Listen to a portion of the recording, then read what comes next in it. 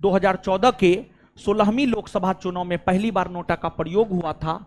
ऐसे नोटा का प्रयोग पहली बार 2013 में तब हुआ था जब 2013 में आपको राजस्थान, मध्य प्रदेश, छत्तीसगढ़, राजस्थान, मध्य प्रदेश, छत्तीसगढ़, मिजोरम और दिल्ली,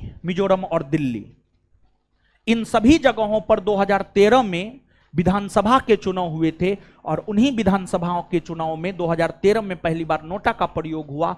फिर आगे चलकर 2014 में 16वीं लोकसभा के चुनाव हुए, तो 16वीं लोकसभा के चुनाव में जो है आपको पहली बार नोटा का प्रयोग हुआ और तब से लेकर आज तक जो है आपको नोटा का प्रयोग होता हुआ आया है। समझ गए।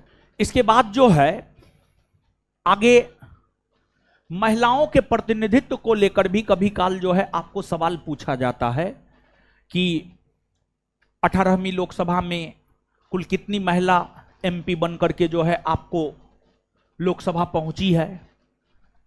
तो 2024 का जो 18वीं लोकसभा चुनाव है, इसमें कुल 74 महिला सांसद बनी है। 2024 के 18वीं लोकसभा चुनाव में अगर देखा जाए तो कुल आपको जो है 74 महिला लोकसभा की एमपी बनी है।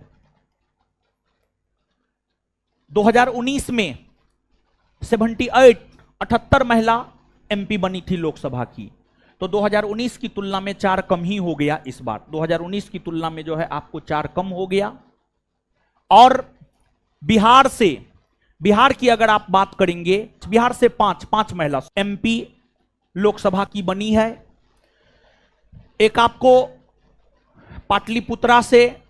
पाटलिपुत्रा लोकसभा क्षेत्र से मीसा भारती, दूसरा आपको वैशाली लोकसभा क्षेत्र से बीना देवी, और तीसरा, और बीना देवी जो है एलजेपी लोक जनशक्ति पार्टी रामविलास से बनी है।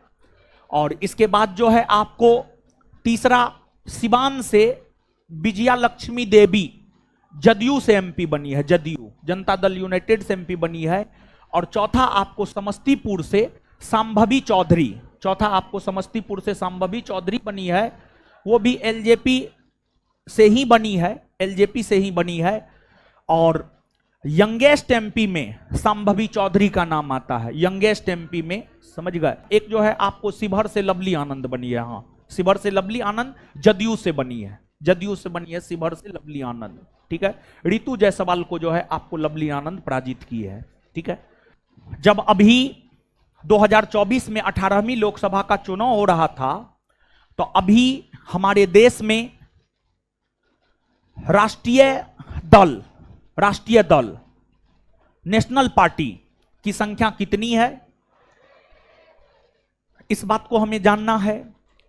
और साथ ही साथ जो है चुनाव से संबंधित, इलेक्शन से संबंधित कुछ ऐप है, जैसे कि आपको VHA, जैसे कि KYC, जैसे कि सी विजिल ऐप, जैसे कि सुविधा पोर्टल, जैसे कि सक्षम ऐप, ये सभी निर्वाचन यानी चुनाव से संबंधित है। तो ये सभी निर्वाचन या चुनाव से संबंधित महत्वपूर्ण एप्लीकेशन या पोर्टल है, इसको भी जो है हम लोग जान लेते हैं। कभी कताल जो है यहां से आपको प्रश्न पूछा जाता है। तो इसमें एक है आपको VHA, वोटर हेल्प ऐप, और इसका काम यह है कि मतदाता सूची में नाम का पता लगाने के लिए VHA ऐप का प्रयोग हम लोग करते हैं। VHA ऐप के जरिए जो है हम लोग इस बात को जान पाते हैं कि मतदाता सूची में हमारा नाम है या नहीं है। वोटर हेल्प ऐप, इसके जरिए हम इस बात को जान पाते हैं कि हमारा मतदाता सूची में नाम है या नहीं है। इसके बाद अब आगे सुनिएगा, चुनाव से संबंधित एक दूसरा ऐप है KYC। इसका फुल फॉर्म होता है know your candidate, know your candidate. देखिए, इस ऐप के जरिए हम अपने लोकसभा क्षेत्र के उम्मीदवारों के आपराधिक इतिहास के विषय में पता लगा सकते हैं।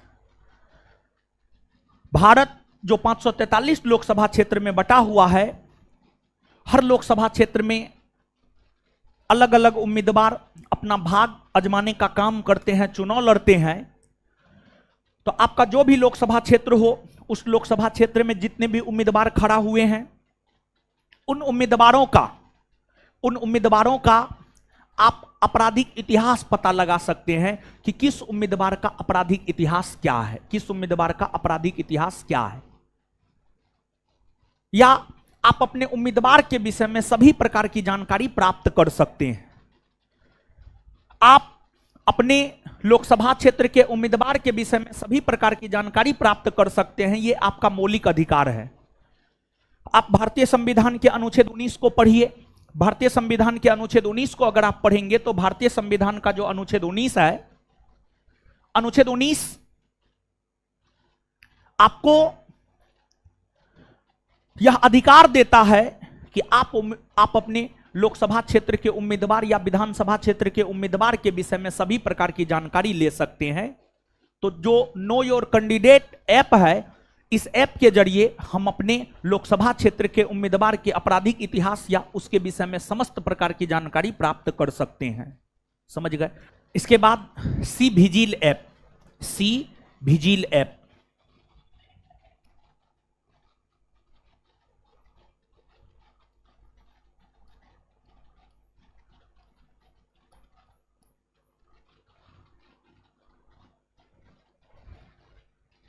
सी विजिल ऐप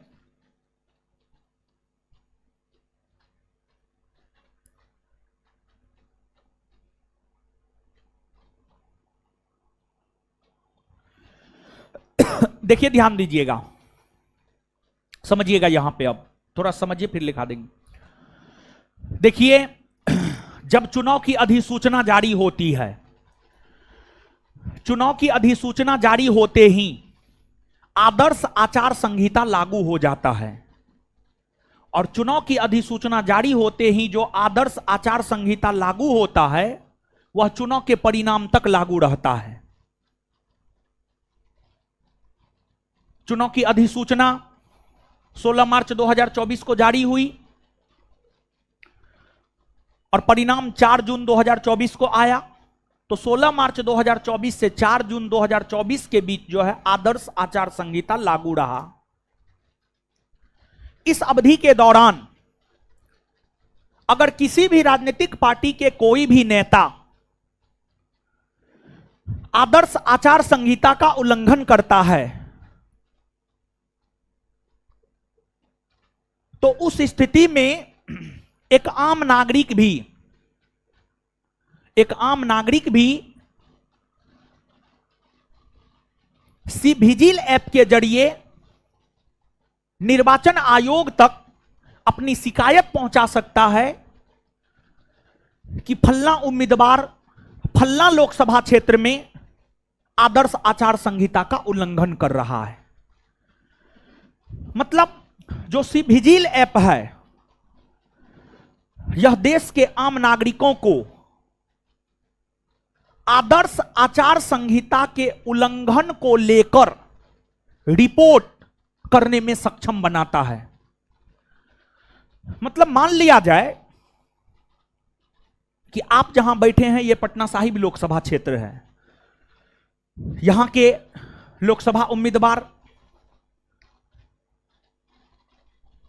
आदर्श आचार संहिता का उल्लंघन किया, तो हम या आप कोई भी सी विजिल ऐप के मदद से चुनाव आयोग तक अपनी सूचना पहुंचा सकते हैं कि हमारे या फल्ला लोकसभा क्षेत्र में आदर्श आचार संहिता का उल्लंघन हो रहा है।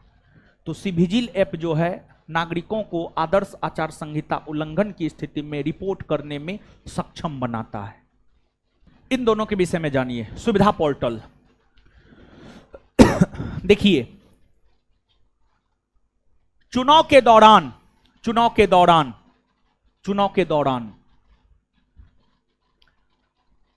राजनीतिक पार्टियां चुनाव प्रचार करने हेतु रैलियों का आयोजन